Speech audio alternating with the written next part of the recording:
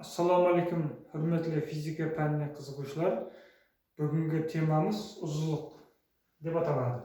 Uzunlikni bizlar L degan harf bilan belgilaymiz.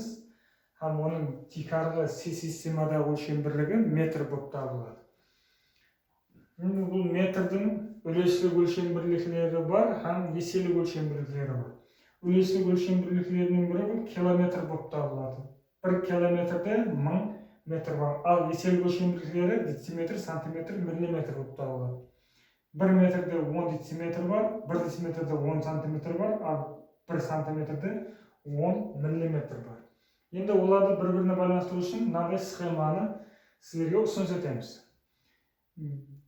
Metrden decimetrге өткен уақытта 10-ға көбейтеміз, ал decimetrден сантиметрге өткен уақытта оны да 10-ға көбейтеміз, ал сантиметрден миллиметрге өтсек 10-ға көбейтеміз. Ал керісінше миллиметрден сантиметрге өткен уақытта 10-ға бөлеміз, сантиметрден дециметрге өткен уақытта және 10-ға бөлеміз, ал дециметрден метрге өткен уақытта және 10-ға бөлеміз.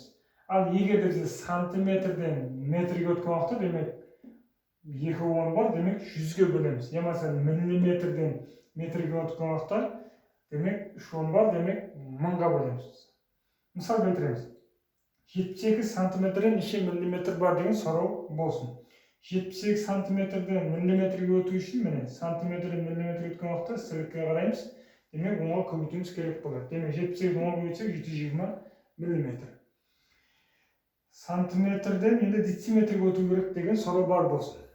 Демек 78 сантиметрден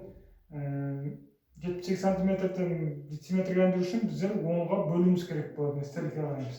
Демек 70-ні 10-ға бөлсек 72 дециметр болып табылады. Ал енді 72 сантиметрден метрге айландырған сұрау болса, демек сантиметрден метрге өтуіміз үшін біздер 2 дана 10 бар. Демек 100-ге бөлуіміз керек. 72-ні 100-ге бөлсек 0,72 метр.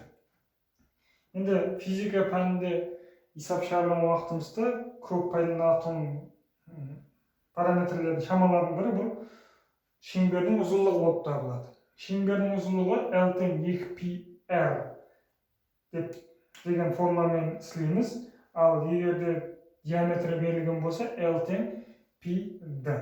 Енді қараң, бұл жерде π деген 3/114 деген шамаға тең. Біз бұларды сондай уақытта π-ді біздер 3/114 деп алуымыз керек болады.